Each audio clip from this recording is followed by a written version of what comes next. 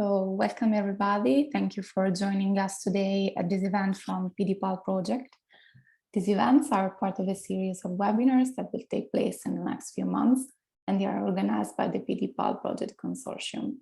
PDPAL project is a project about palliative care for Parkinson's disease and is funded by the Horizon 2020 program of the European Union. We are very happy to start this series of events to communicate and spread the voice about the mission of this project. We are pleased to have with us Stefan Lorenz, an outstanding figure in the field of Parkinson's disease and Parkinsonism and palliative care. The focus of today's webinar will be providing care for caregivers. I will now give a brief introduction about our project. The PDPAL project is a still ongoing project. We have still 7 months ahead before the end. We decided to start this project focusing on Parkinson's, as is one of the scenarios in which palliative care needs to be improved and spread. In fact, PD patients have considerable and mounting unmet physical, psychosocial, and spiritual needs that needs to be addressed. We have different barriers and challenges that we have to face, and specifically to face the problem that palliative care is often understood as synonymous of end of life or terminal care. Our overall mission is to validate a new model of care that needs to be integrated in the management of Parkinson's disease, especially in the late stage, by involving not only healthcare professionals, but also caregiver and patients. And our mission now is also to pursue this educational pathway to involve more and more students from healthcare profession to be familiar with this concept, that we believe it should be a pillar in the care pathway of PD patient. The PDPAL consortium is composed by 10 partners from 7 different European countries. Our project was also recently joined by Regions K and University Hospital Lund, who has joined our ongoing clinical trial. We have a lot of partners across Europe that are supporting us, like the European Association of Parkinson's Disease and other projects like iCarePD, also funded by the European Commission, that is also trying to improve care pathways for Parkinson's disease. The objectives we are trying to accomplish in the improvement of palliative care in Parkinson's disease are developing guidelines and recommendations to understand better when palliative care should be addressed and delivered. We are also doing a clinical study to address the importance and efficacy of a community care based on a nurse intervention, which is aimed at better in taking control of everyday symptoms, but is also allowing patient and caregiver to think about disease trajectories, disease course, and express their wills.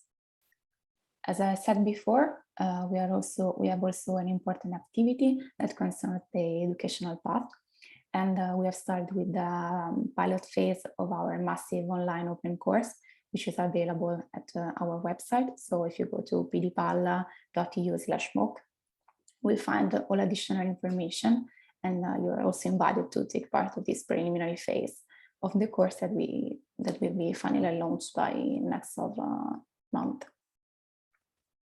I want to thank again all partners that are part of this consortium, and thanks again to the European Commission, and of course to the speaker that we have today. So I will leave the stage, and I hope you all enjoy the webinar. Okay, yeah, many thanks for that extensive introduction. My name is Professor Lorenz. As mentioned earlier, I'm a neurologist and a palliative care physician, and one of my specialty is caring for patients with Parkinsonian disorders. And I want to share my presentation about providing care for caregivers. I think, when we talk about late stage and end stage treatment, it is very important, to talk or to involve in our talks, to involve in the decisions the caregiver. The patient and the caregiver are the unit of care. So that means that the patient has the disease, but the caregiver, most likely, the spouse, has really to cope with all the symptoms and all the stress coming up with the disease. So the definition of the WHO of palliative care means palliative care is an approach that improves quality of life and of patients and their families. So already in the definition of the HWO, the care for the families, the spouse, the caregiver is included and is respected. So palliative care is about preserving the quality of life of our patients. We can do this by good communication, by good symptom control, by rehabilitation issues, and also care for the dying. I mean, but palliative care is not only about care for the dying, you know, all these other issues are very, very important.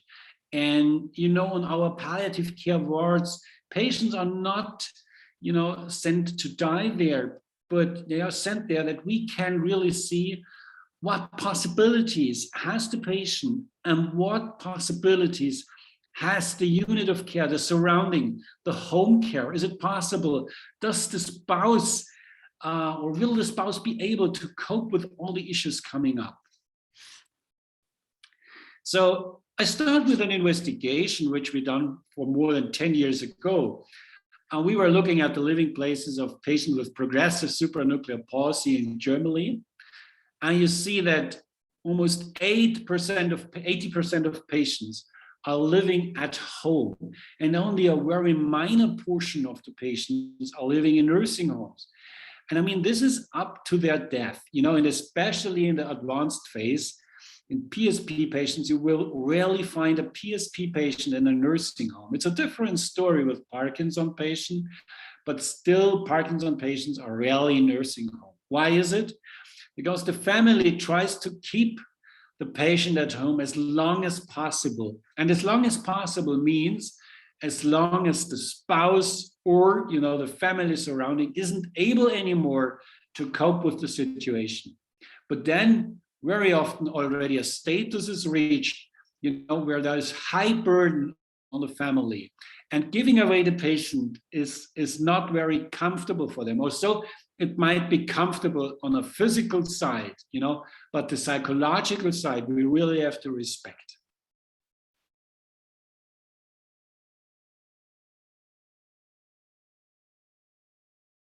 Unfortunately, that is German, but don't mind, I'm gonna translate that. So the most common symptoms the patients had at home were a depression, which was untreated, psychosis, dementia, and orthostatic hypotension in these Parkinson patients.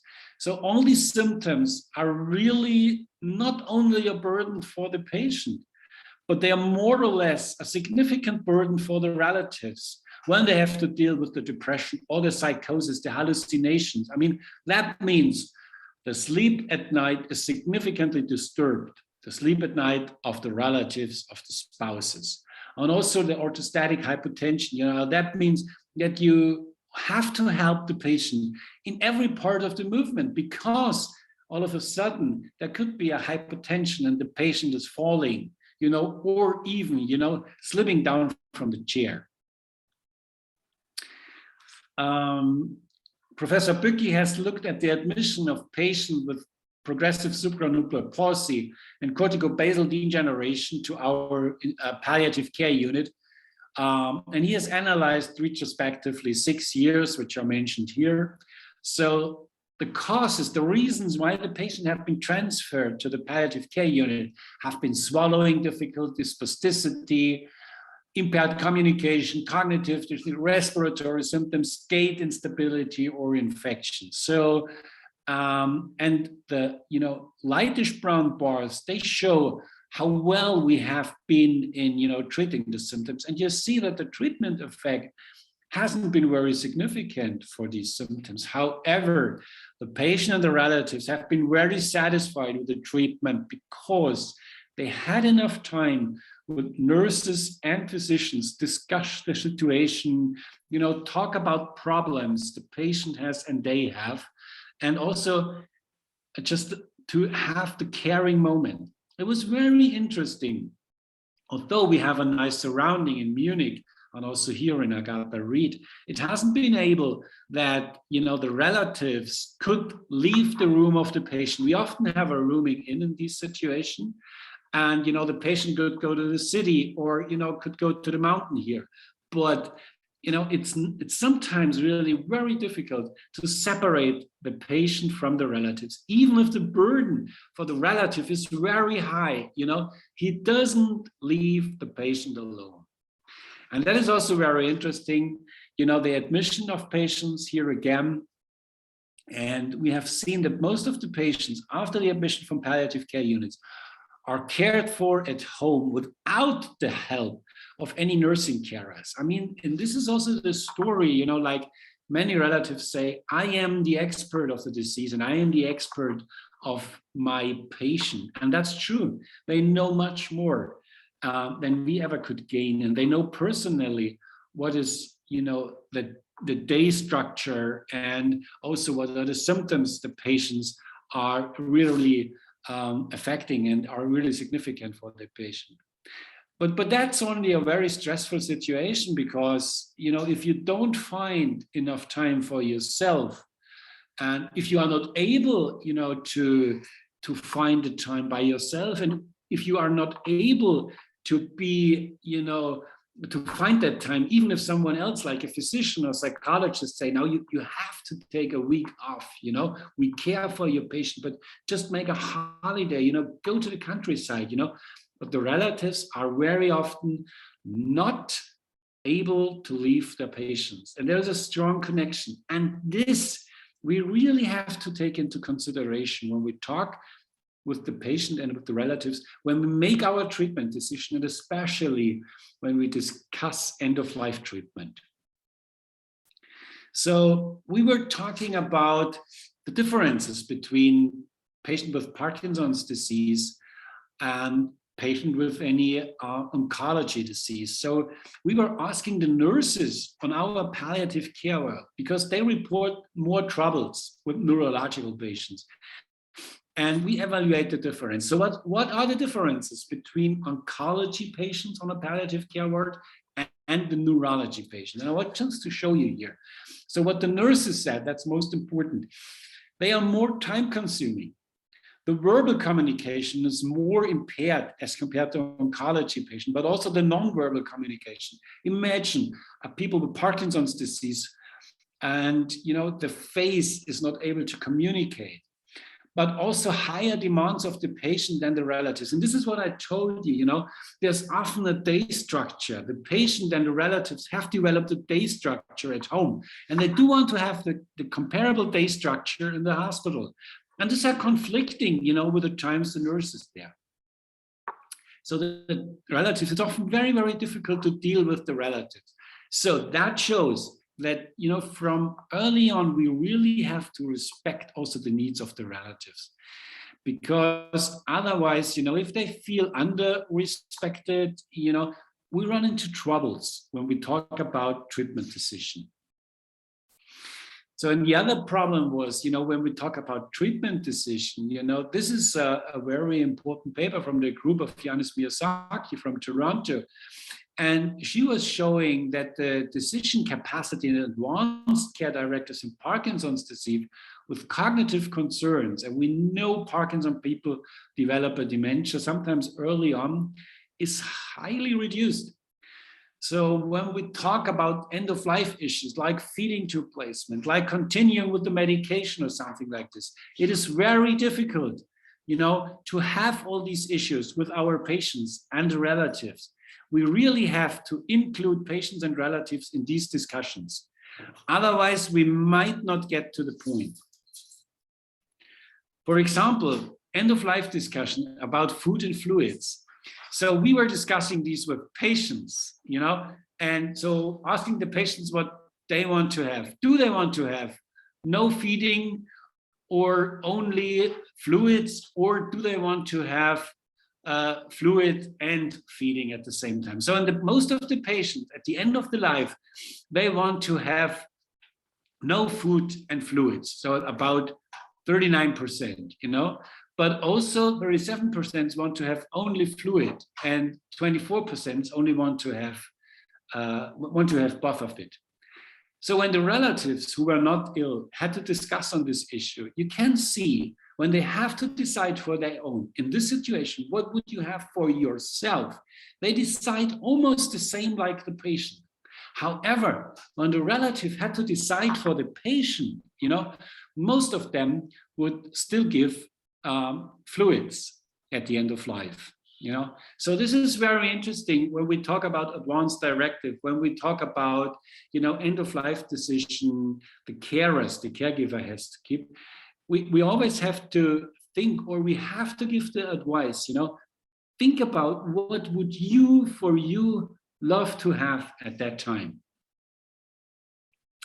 Very interesting. We were visiting patients and relatives in the nursing home in the Salzburg area, and Parkinson patients who have been in the late stage of the disease. So when we were asking the relatives, where do you see the patient? Is it in the early stage or in the advanced stage, And so I just show you some comments from relatives, and they are telling, when the good fairy comes, she would take Parkinson's disease away. Without Parkinson, father would only have usual symptoms of old age and everything would be fine. And another one was saying, it's like being on a pilgrimage. With this statement, he illustrated the ups and downs his sister and he experienced while living with Parkinson's disease, but finally she had reached a state where she wandered to the final destination. But, when we go back, actually, when we see about that one, when you talk to a relative who still has this wishful thinking, well, maybe the Parkinson's disease could be resolved, talking with that relative about, end of final treatments or, like feeding tube placement, that the basis is completely different. So we really have to ask our caregivers, where do you see the patient before we start treating or, discussing feeding tube treatment or anything else. It is so important to know where the caregiver stands, what does he or she understand of the disease and of the status of the disease before we discuss any end-of-life treatment.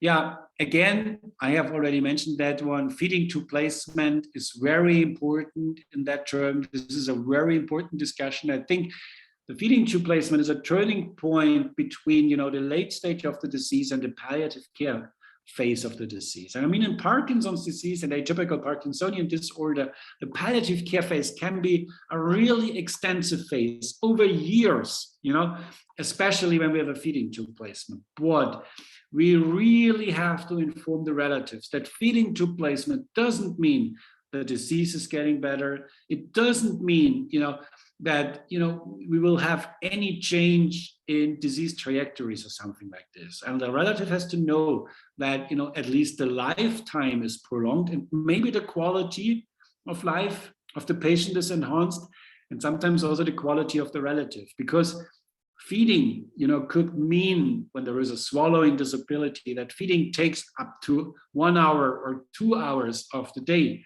And imagine you have to do this 3 times a day. The relatives in the unit of care. The relatives, they have years of home nursing in our Parkinson patient. I mean, this is for years. And they have a dual role. They are the partner and the nurse. And it is difficult, for some people, it is really difficult to cope with this dual role, switching between partner and nurse. Their own needs are often neglected. So, they're stopping their hobbies, they're stopping their outdoor activities. And so it results in a personal isolation very often. So we have to get them into patient self-help groups, patient information groups, or, there are some holiday activities out there where, patients and the relatives can make holidays together. They meet other patients, they meet other relatives. And I think the interchange, the communication between relatives is part of coping with the severity of the advanced stage of the disease.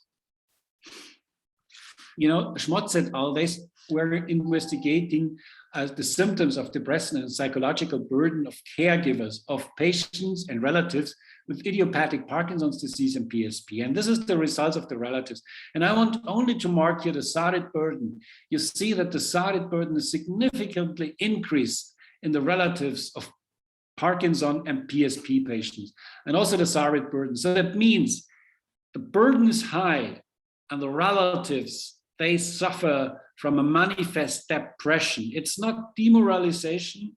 They very often have already developed a depression, which is actually a psychiatric disease, which is often untreated. And imagine with this depression, you have to cope with the daily activities. You know, you don't find the way out of that one. And you have to make a decision, you know, although you are severely depressed.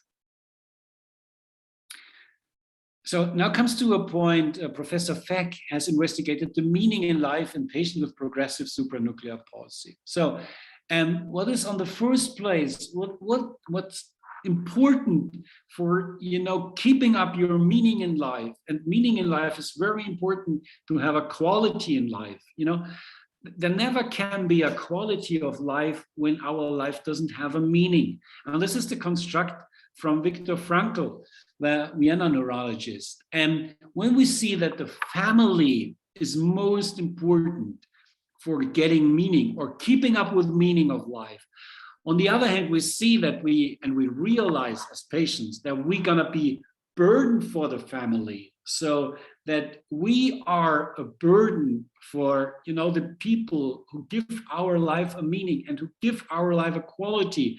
So, and this often results in the thinking that I don't want to be a burden for my relative, you know, and so this is one of the reasons why we also have the request for assisted suicide in these patients.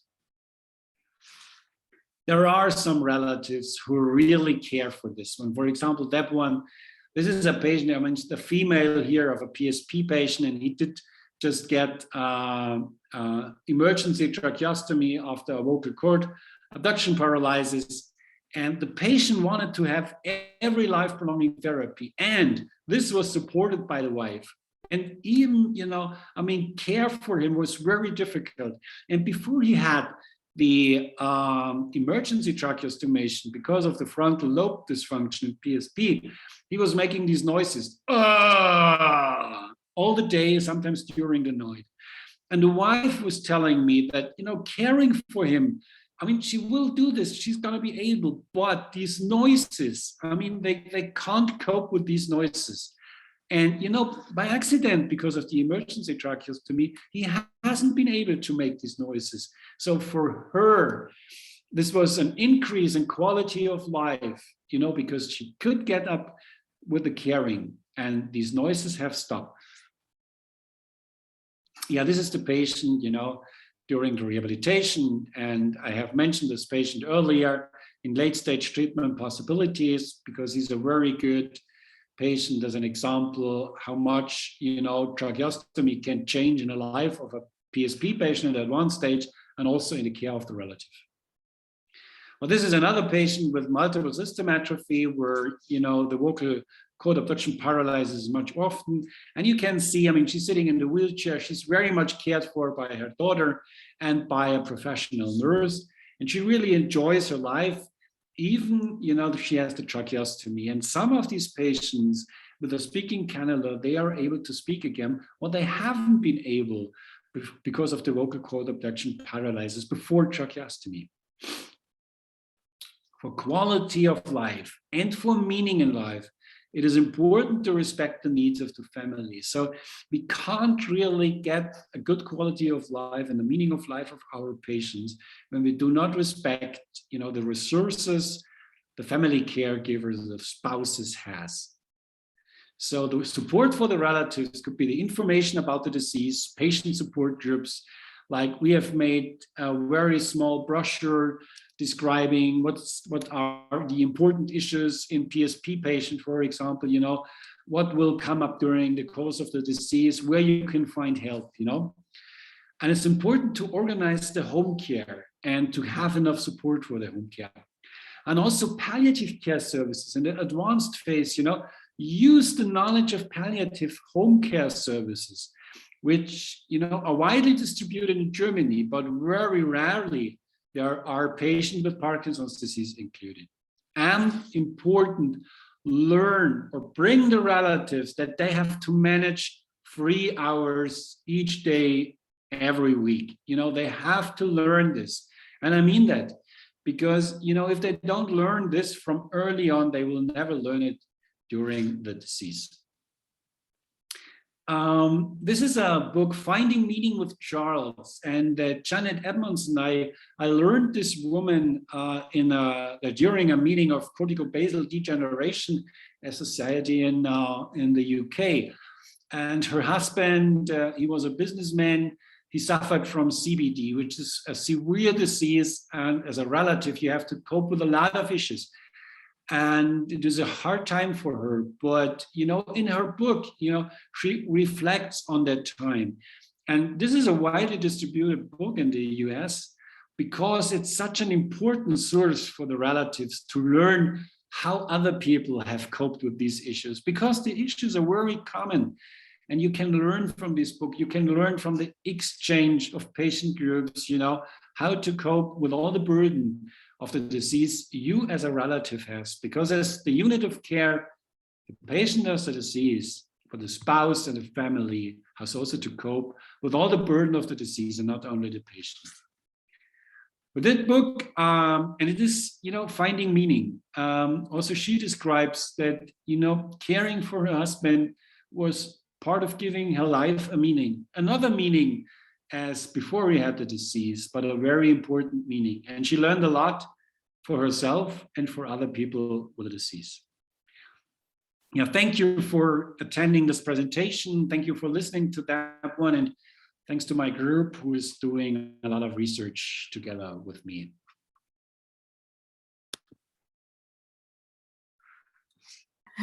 Yes, thank you so much for throwing our attention to caregivers that are not necessarily in the focus when we talk about managing diseases and treating diseases, because that's the primary task of healthcare, is to treat the patient.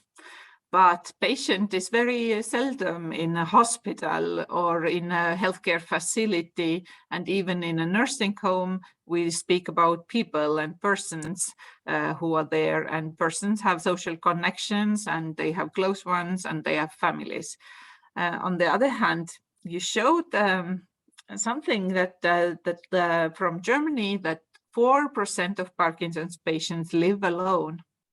And as we work together, my fascination with the global pandemic of loneliness.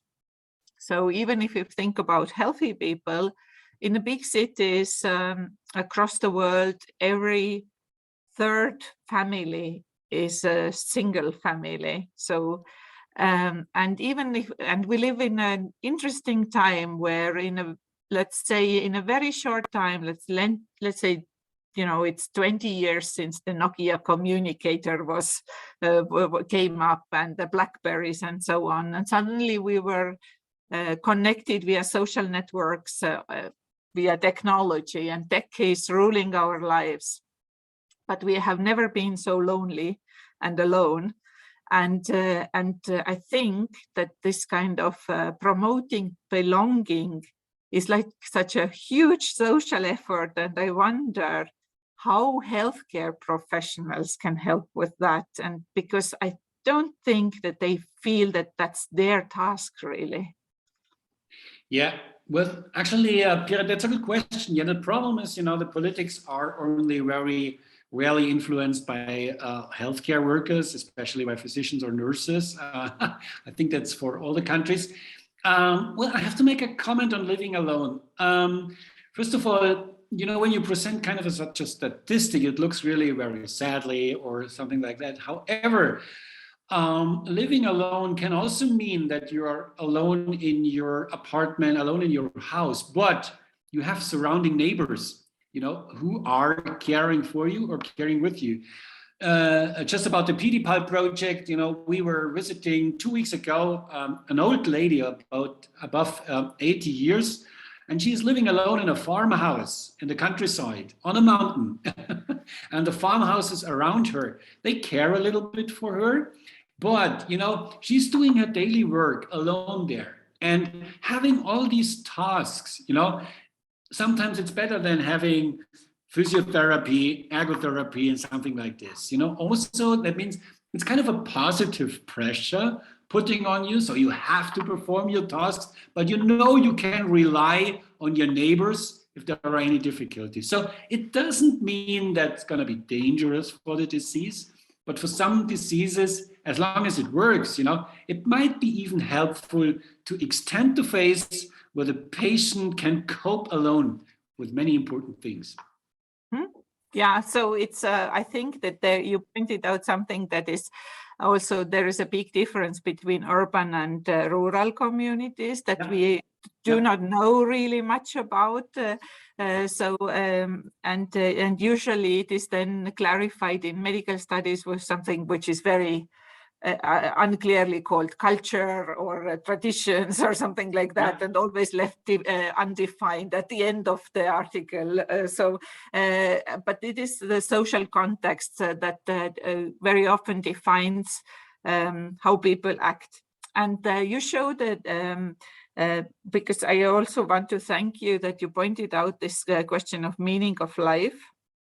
And there was a study, and if I remember correctly, then at the first place was family. Yeah. And now and then I think it was quite like on the 7th place was work. Yeah. And I think that this study was from the southern Germany, and I would say that in more Calvinist regions it could almost be that the work is on the first place and then comes the family. So what do we do with people? Of course, people with Parkinson's disease. We had a wonderful webinar with Sabela, who told us that even if you have a disease, if you have a very good symptom control, you can work for a very long time. So just your work, your employer has to help you with some kind of gadgets and moving things. Even you can work on computer and things like that. So you can continue working, but you have to have a good medication at place, and so you can stay active even if you live with a chronic disease. But then at the late stage, and I think we had it in one of our webinars as well, that in particularly later when you cannot be so active anymore, you feel that you are not useful, you are a burden, then the question comes, what's the meaning of living? And people are really depressed, and they might have, according to the symptom control, a very high quality of life, but they have absolutely no meaning for living anymore. And you also mentioned that in particularly women ask for physician-assisted suicide in that situation. So just tell us about, from your experience, so how do you deal with such requests? Yeah, actually, your question is not one. Your question are some or many questions actually. First of all, what means late stage? Are we talking about late stage? That means maybe 20 years of treatment. And you have to remember, we have people with Parkinson's disease. I mean, the youngest person I'm treating is a 29-year-old female teacher. 15 years from now, she still will not be as an old person. I mean, she still has to work also, or wants to work as a teacher. So the late stage of the Parkinson's disease can happen in people who are 50 or 60 years old. We have to imagine that one. It's not always people over 80. And I think the construction of meaning in life is very, very important. As I mentioned in my talk, if we lose the meaning in our life, if there is no meaning, we can't really get a good quality. And I'm not sure whether, as you mentioned, in Calvinist region, if their work is on the first place. I still think And because, you know, Professor Feck did the investigation of meaning in life in different diseases and different populations, and I'm not sure whether he already included some Calvinist regions, but interestingly, very commonly, family is on the first place. And I think this we have to remember, you know, especially nowadays. You were talking about people living alone, you know, because, you know, the children are working quite in a far distance or something like this. And we have to remember that that family is the most important story when we want to have meaning in our life. We often neglecting that one. We often neglecting this one as a physician when we talk about treatment, when we talk about, you know, how can we proceed with the severity of the disease. And if we lose the meaning in life, you know, we really want to live anymore. And that's happening much often, especially in female people, because they realize much more that they are a burden. And, you know, they do this because, you know, when you look at the families, the females are often the person who bring the family together, who keep the family together, who organizing anything in the family. So when they get a disease, you know, they feel no one is able to organize the family as good as I have done it before. And that's maybe the truth. So the main tasks of them is, you know, to keep everything up. And when they are not possible to keep up with this one, they lose the meaning in their life, you know. Also see that, for example, the male partner is not able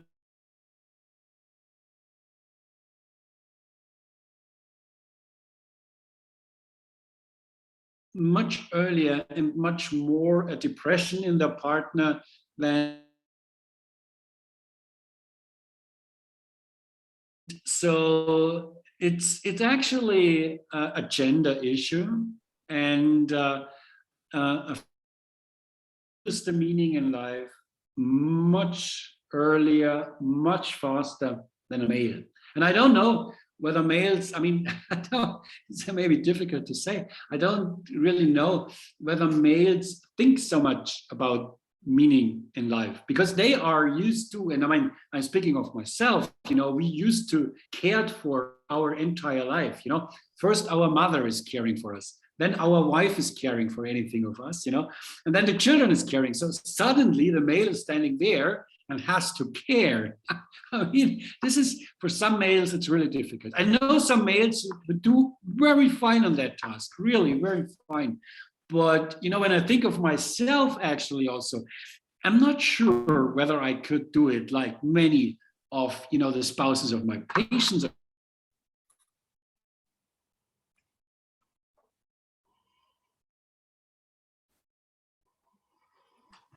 Well, I hope that our society is also changing because we have now much more male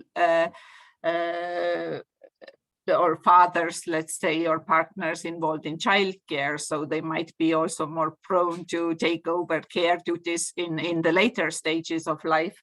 But when we come to partnerships, and of course, we don't have only hetero partnerships, we have different kind of constellations where people live together, and one question is the closeness and sexuality. So we spoke about meaning of life, which goes to spirituality, which many physicians say it's the so loose concept that they don't want to go there, and they feel more comfortable to speak about sexuality. Now let's talk about it. So how do you advise your patients, you know, so because somebody has to give advice and communicate also that of course it is not like only intercourse what matters, but it is like to feel that this person is still there for you, and of course with the cognitive decline and with this kind of odd noises, and you are always irritated and depressed, even as you said, as a caregiver. So are there some kind of good coping strategies Because, and there comes also the anticipatory grief of losing already this person. And so are there some good things that one can do not to lose each other even before the patient is gone and dead, you know? Yeah, well, I'm not sure whether you know that in Parkinson's disease, very often for male patients, I mean, during the disease, or even, you know, before the Parkinson's disease has been diagnosed, there is a reduction in sexual activity, a significant reduction in sexual activity. This is already recognized as a initial or, you know, pre-Parkinson syndrome. So the partnerships already have to deal with these issues very early on, very early on. However, it's not the case with the female patients. So there are very interesting constructions, and sexuality, we address this one because, as you mentioned, it's important in the partnership and also in the careship. Many females tend to be sexually active, even in the advanced stage or also in the late stage. Also, I was wondering, you know, females sitting already in the wheelchair and they want to have sexual intercourse also with their partner. They rely on that one.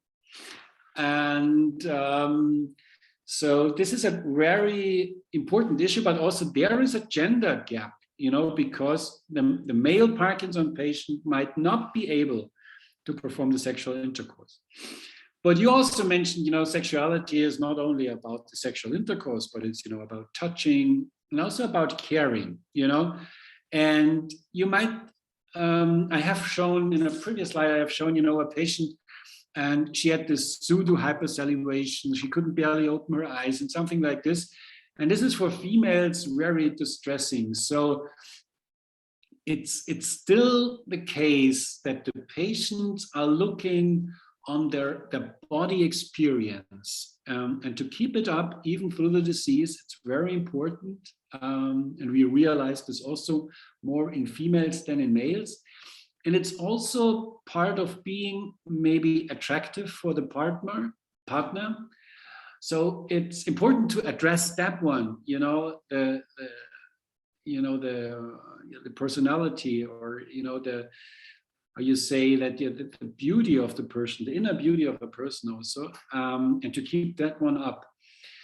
Unfortunately, we do not have any investigations in the late stage of Parkinson's patients. You know, we only have rare reports from the patient and the family, and, you know, especially when we see how caring you know, the spouses are. As I mentioned, we are unable to separate them. They also want to lie together or very close in the beds, and that's a kind of, you know, a sexuality in an old age.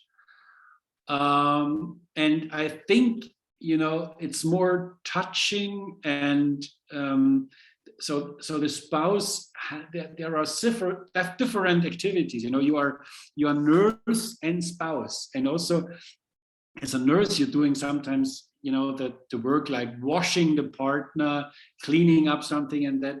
And these are activities which you are normally not supposed to do, you know, and which might also interfere with, you know, the sexual understanding of the partner. So there are different issues, but there are a number of partnerships, of patients and relatives who keep up with the issue of sexuality very, very long during the disease.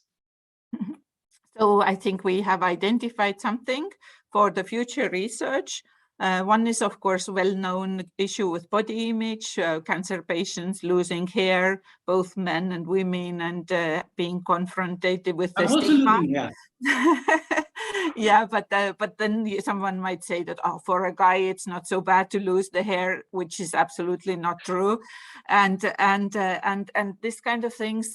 Yes. So how do we deal with our bodies that are changing, and you know that there is no escaping it, and there are different phases. We know from the research also that that you need to then negotiate, so that what is happening with my body and how this can be supported is change, of course. And there is another thing coming up. It's the care that is either provided with love, or there is just care that is provided, and full stop. And we know from research that even like wounds heal faster in a loving and caring relationship than in a relationship where love is not there, or however we call this phenomenon, you know. So so it's about the quality of care that the caregivers are able to provide. And of course, we expect so much from people, because there is the work, and there is then the partner with their needs, and there is the sleeplessness, and also the fear to go outside, because many people then withdraw from social activities. And I think that it's not only that they have these partnerships, that they decide that we stay inside and we are not going anymore anywhere, but it's also our society that is very judgmental. And even though there is more awareness about the different kind of disabilities, I think that there is still like a large portion of our society is very judgmental also towards people who are outside, who use some kind of wheelchairs and who come to parties. And I know from Parkinson's patients that, oh, I don't want to go outside because they think that I am drunk, for example. And so they have even printed the t-shirts that I am not drunk, I have Parkinson's. So how do you think there is some kind of chance to communicate these things publicly, so that the society is becoming more tolerant also? But I don't think that's really effective if we spread the word around the society. But, you know, many people in the society are not affected from the disease. However, it's more or less necessary to spread it in the patient support groups. And I always, you know, inform my Parkinson and also the patient with the atypical Parkinsonian disorder about these patient support groups, because within these groups, you know, they can learn other patients, they can learn how to manage something, and they can really also, there are some, you know, activities what they can do together, but also you know, having holidays with other people, and also being, let's go to a restaurant, you know, even if there is the pseudo hypersalivation, even if, you know, eating there takes 2 hours, yeah. We have to give the people, the patients and the relatives, the power and to enable them to do it as long as possible, yeah. And I think the patient support groups are the right place to spread that message around. Mm-hmm.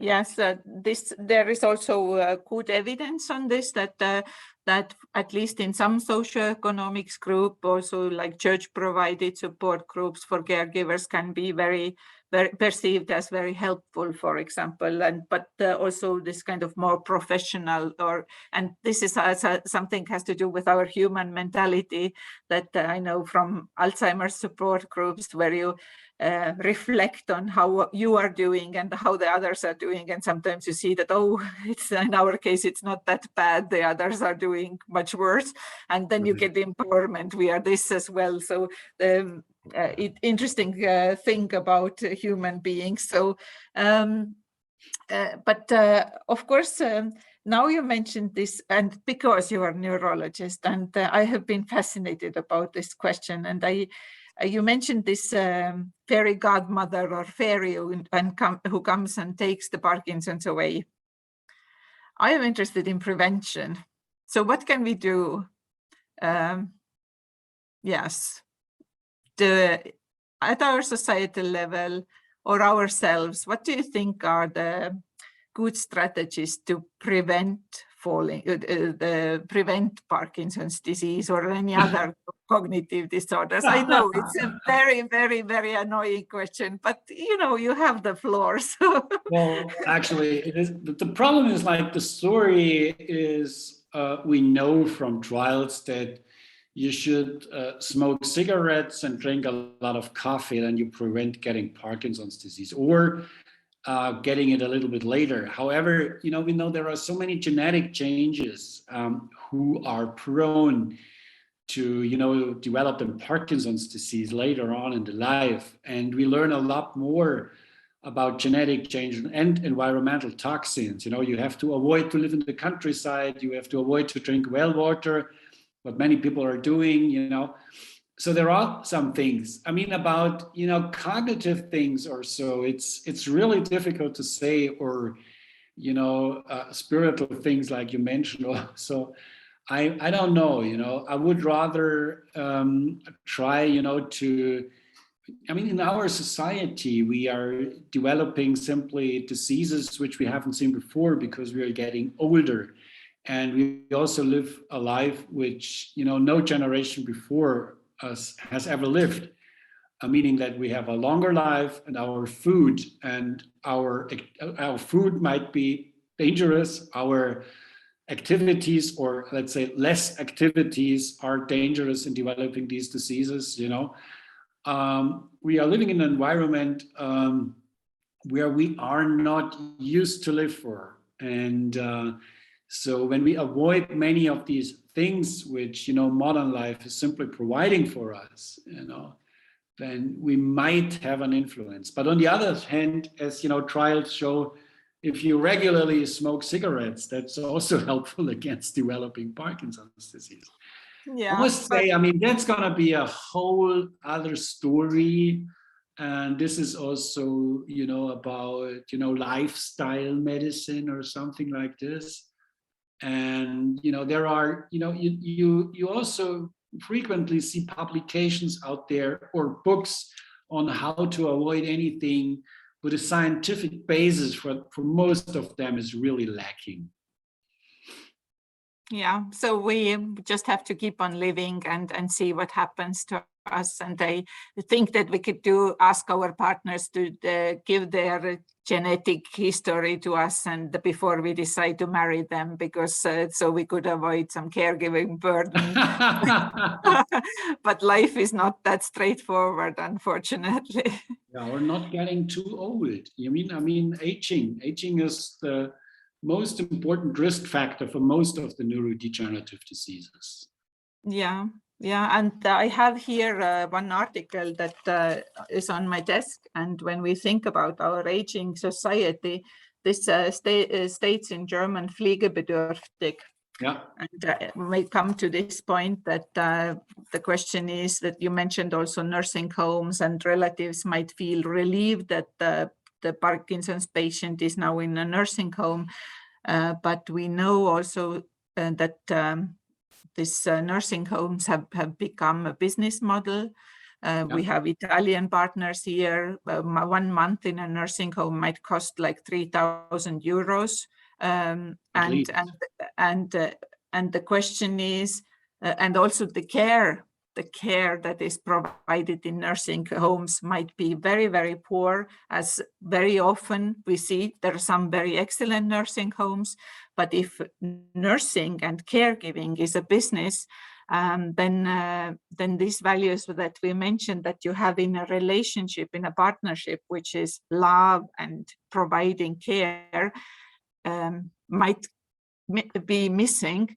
And I think that if we have more and more older people, there is a true challenge that we have to tackle right now, I think, and find solutions so that what we do with these people who are old. And we just in past 2 years saw what happened in nursing homes also, that the patients, in particularly with cognitive impairments, were not that well protected also from the global pandemic here. So I hope that we can learn some lessons from this as well. To be honest, the population is getting too old. The population of the world is getting too old. That's a significant problem, not only for the healthcare system, but also for the entire environment. That's the problem, Yeah. But well, on the other hand, we have been so proud of our advantages that we now can live such a accomplished life until the old age. And I think that we have to put together also in research more this kind of who promote living healthy until the very old age. And then those who do something that you do, provide palliative care for people and provide palliative care not only at the end stage, but also from, you know, at some point in the disease when it seems that now it's a good point to talk about also planning for advanced stages. Yeah, so I think we still yeah, that's a difficult word, you know, put in compartments things. And we would need some kind of different approach also in studying those populations, I suppose. Yep, agreed. Yeah. Is there something that I didn't ask, but you want to mention at the end so that we can wrap up this webinar as well? Okay. So we couldn't hear you for a second. Now, yeah, now we can hear you. Okay.